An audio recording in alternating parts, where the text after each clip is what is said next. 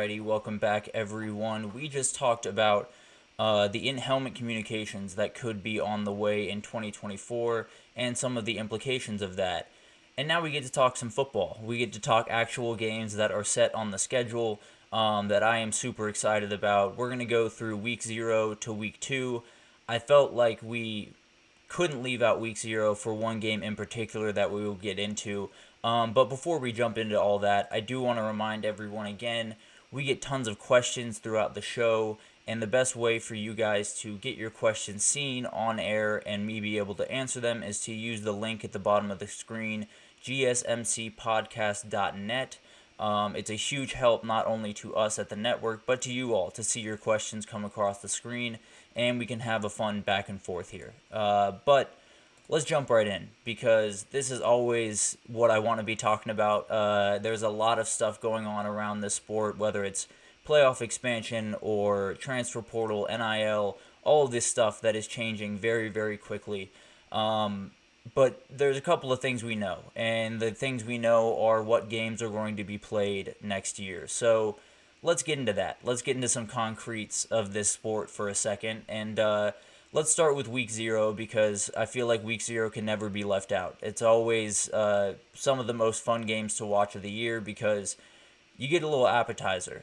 Jumping straight into week 1 would be a little bit tough for me, because there are tons of games that you want to be watching. I gotta get my TV set up right. I have to make sure that my ability to move in between games is up to par, the way I want it to be. So week 0 is always a great way to start. And I think we have a great game to start it off with. Florida State versus Georgia Tech in Dublin, Ireland, a game that they've been doing for the past couple of years.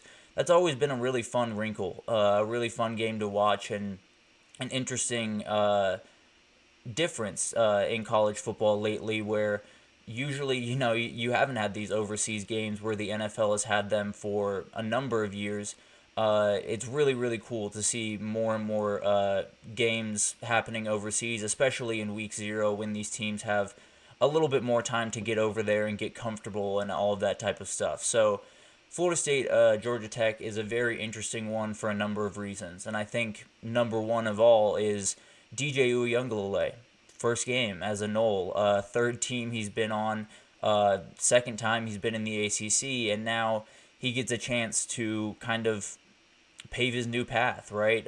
His year at Oregon State was very solid. He played really good football for most of the season, but when your team is pretty much out of a conference very quickly, it's hard to stay there. And I won't argue with him for finding his way to Florida State.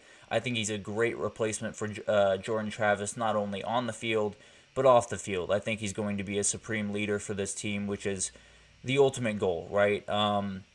But I think one of the things to keep in mind, I think a lot of people hear Florida State against Georgia Tech and they think, okay, well, Florida State's going to win and roll over Georgia Tech, and maybe that will happen, but Georgia Tech is returning a ton on the offensive side of the ball, was one of the top scoring offenses in the ACC a year ago, and Haynes King coming back is just huge. Leading passing touchdown leader in the ACC a year ago, and really just makes this team go. Is so smart, can make every single play that you want him to make. So I think this is a Georgia Tech team that, yeah, they might be outmatched from a talent standpoint, but with the guys they have returning and the understanding between Buster Faulkner and Haynes King, I think there's going to be a comfort level there that Florida State might not have to start the year. And the question is, obviously, for Florida State, everything is under a microscope now. You no longer have the ability to go under the radar, act like you're underdogs, any of that stuff, because what happened last year, you have to use as motivation going into this year, and you have to win this game. Because if you go into Ireland, you lose to Georgia Tech, you start your year not only 0-1 on your schedule, but 0-1 in conference, there's going to be a lot of people talking. And they're going to be yelling from the rooftops that Florida State, didn't belong in the playoff. They were making a fuss over nothing. And especially if by that time they are out of the ACC, allegedly, or out of the ACC at least beyond that year, which I think they will, it's going to be an interesting conversations happening on Twitter. But this will be a really fun game. I think the big time wild card here is obviously the travel over to Ireland. Whichever team handles that better, I think will benefit the most and will probably end up winning the game. So definitely something to keep an eye on. A great appetizer into week one because week one is kind of loaded, and I'm very excited for it. We're going to start with the game of the week for week one, which is Clemson versus Georgia in Atlanta. This game is going to be awesome, and it's very interesting to see kind of the difference between when they played just a couple of years ago until now. Two totally different talking points going into the game. Going into the first one, a lot of people thought Clemson might win. A lot of people thought that if Georgia were to win, it would be a huge boost to their to a team that had kind of been building over the past couple of years, but not quite broken through. And I think it's very possible that this is kind of the same thing for Clemson, right? You're coming off a year where things just didn't hit the way that you were hoping they would, whether it was Garrett Riley not quite putting out the offense that you want, Cade Klubnik not playing quite to the level that they were expecting. Tons of things did not go in Clemson's direction, but they have every chance in week one to totally right all of that, right? I mean, anytime you get a chance at Georgia, you have a chance to right a lot of wrongs. And it'll be interesting to see if they're able to pull that off because I think you have to start Cade Klubnik on a good track.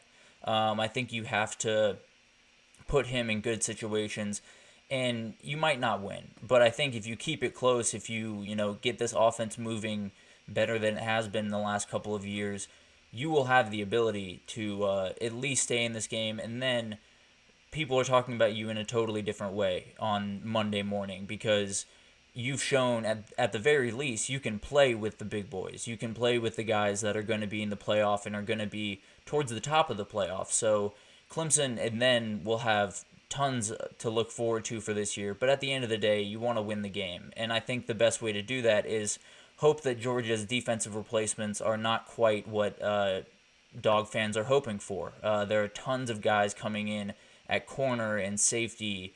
The D-line has been revamped in a lot of ways. So tons of question marks that need to be answered fairly quickly for Georgia because Clemson's no slouch. They're going to come in and they're going to be able to play you pretty tough. But the question is, can those replacements step up in a way that they're going to need to, especially on the defensive front, to kind of assert their dominance and show why they're UGA and why they are the number one team going into the preseason. But let's jump right over to a very fun game, kind of a lot of differing things in this game. But Notre Dame going to Texas A&M.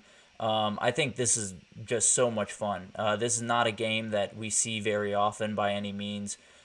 This is a very fun quarterback battle for a number of reasons. Two very different guys. Connor Wegman's still a little bit young early on in his career. Was able to start a year ago for some time, but then had injury troubles. Riley Leonard had some injury troubles a year ago, but uber talented, has played a ton of football, very smart. So it'll be very interesting to see how all of this kind of comes together and see what quarterback can handle this first week better. And also Riley Leonard playing against his old coach and Mike Elko, which is an interesting little part to think about in all of this. But this is a very, it'll be two totally different styles. It'll be two totally different teams in a lot of ways. But I think the teams are roughly the same when you talk about their potential this season, right? When you look across A&M's roster, the talent is there. We all know the talent is going to be great at A&M. We all know about that class that they brought in a couple of years ago. Now, a lot of those guys have found other places to play, but there's still tons of talent on that team. And you're playing at home. All of this stuff could help you. But at the end of the day, there is a lot of boom or bust potential with Texas A&M and with Notre Dame. There's a lot of unknowns with both those teams, particularly at the quarterback position with the injury troubles that they've had. So although this game will not, tell us definitively which direction these teams are going in, it will give us an idea because these are the type of teams that both these teams are going to have to play throughout the year. So It'll give us an idea of, is it boom or is it bust for both these teams, and I cannot wait for that matchup. Another one that kind of went under the radar a year ago that Penn State was able to win, but now they got to go to West Virginia to play. So Penn State at West Virginia, I think it's going to be a ton of fun. Funnily enough, I think West Virginia has the quarterback advantage in this one, at least going into it.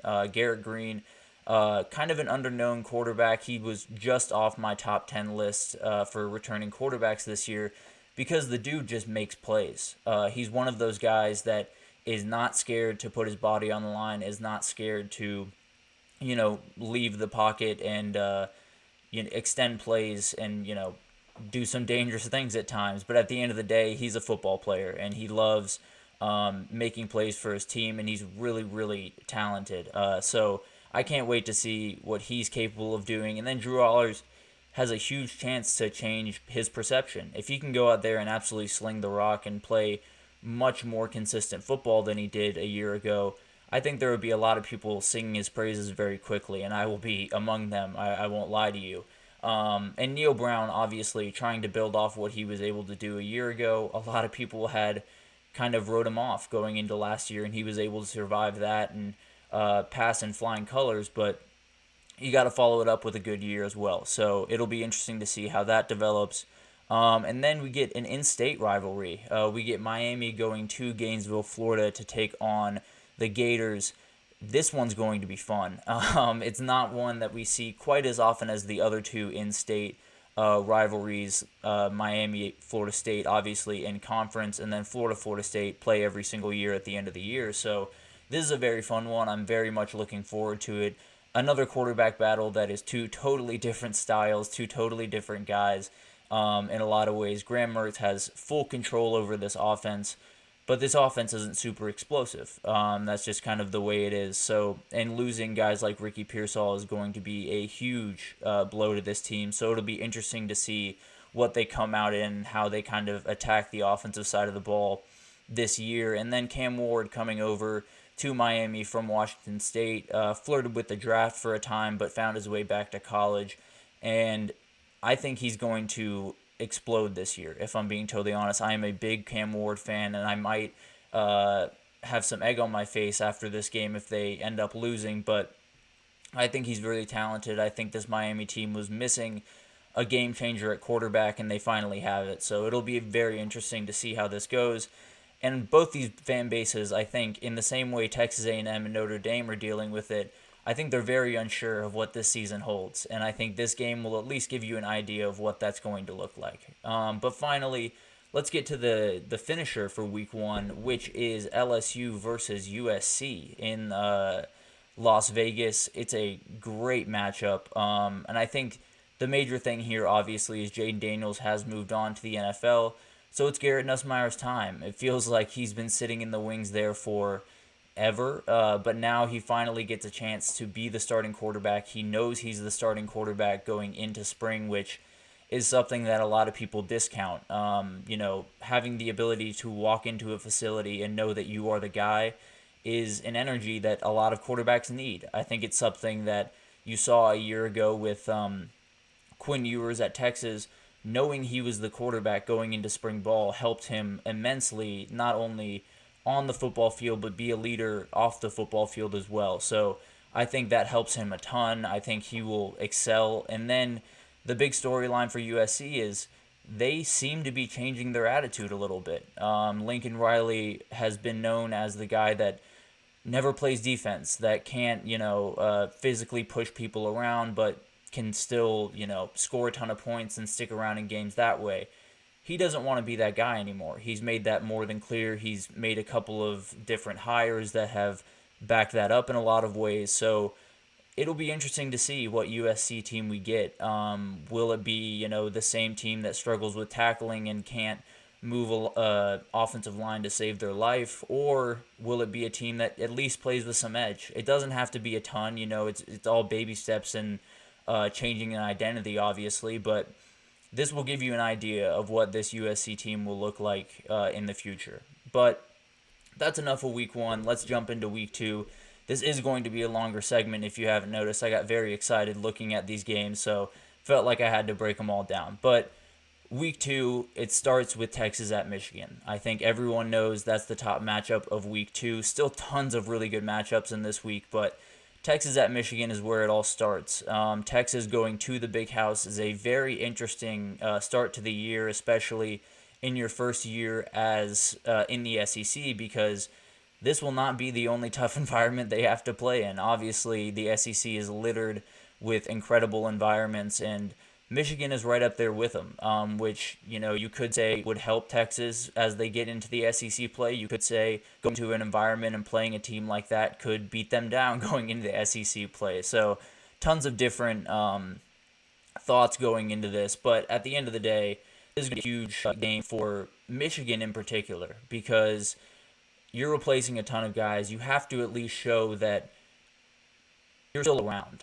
You're probably not going to win a national title. You might not make it off. It might be tough roads for the first year, but at the end of the day, as long as you can show that you're still have that same identity, still can play with these teams, I think you've accomplished what you want to accomplish. Obviously, playing at home, they're going to think they're going to be able to win, and they very well could. But I think a lot of people going into this game will have Texas winning, and if Texas doesn't win, it could be an interesting conversation for sure. But let's continue here. We got a very underrated game in week 2, and that's Kansas State going to Tulane.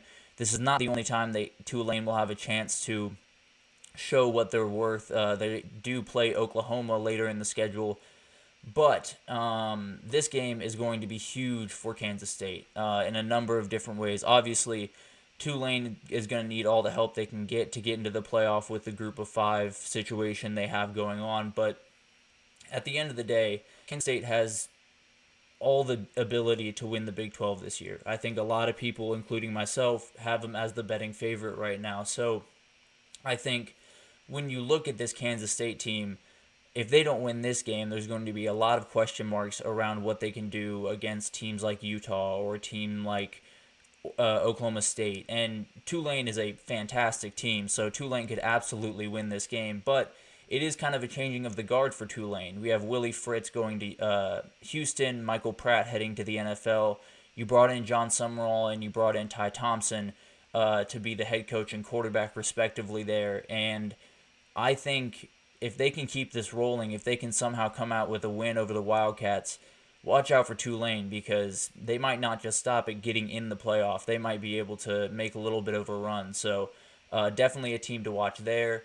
Another really underrated matchup that a lot of people might skip over on their TVs, but definitely should lock in for this one, is NC State versus Tennessee in Charlotte. NC State is one of the sneakiest teams in all of the sport, but especially in the ACC. Adding Grayson McCall is huge.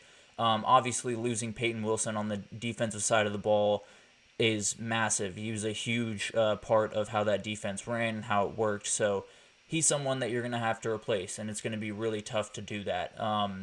But it'll be a fun first test for Grayson McCall to kind of get used to what Power 5 football looks like and see if you can handle it the way you want. And then on the Tennessee side, you got to start the Nico Iamaleava era off with a bang.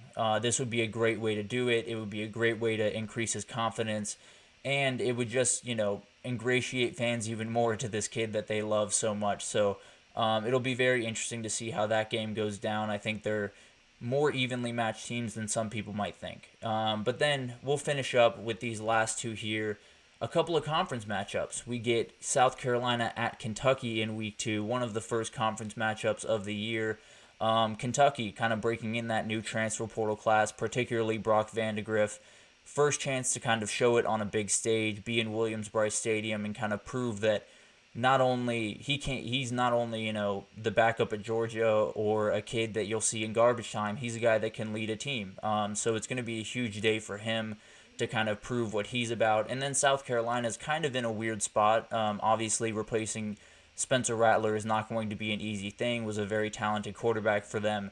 But they can make a huge statement. I think Shane Beamer is one of the best coaches in the country of just getting his guys up to play games that they might not be in line to win, but at the end of the day, being ready to go in every single week and give everything you have is something that South Carolina has done really well over the Shane Beamer era. So I expect nothing different. I think this will be a close game, but I do think Kentucky, as of right now, has something of an advantage over the Gamecocks. And then we'll finish it up with a different conference game, a very new conference game, Baylor at Utah, which is a very interesting introduction for Utah into the Big 12, and very interesting for Baylor because this might be a rude awakening. I'll be totally honest. Utah is an absolute atmosphere, and going in there for your first conference game of the year against a new opponent is going to be very hard. And also, Cam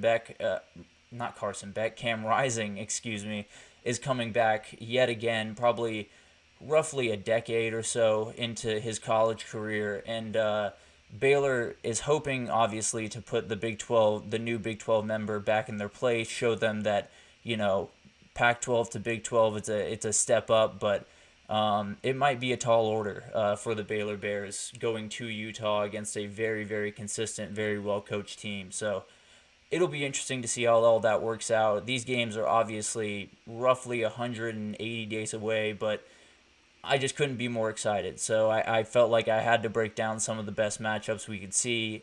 Cannot wait for the season to get going. And yeah, it's going to be a great one. But we're going to take a short break here. And when we come back, we are going to talk about some of the tight ends and DBs to watch in the NFL Combine. We got into a little bit of trouble yesterday and weren't able to break them down, but have a couple of guys to watch out for that will be huge weeks for them. So definitely stick around for that, and we will be right back.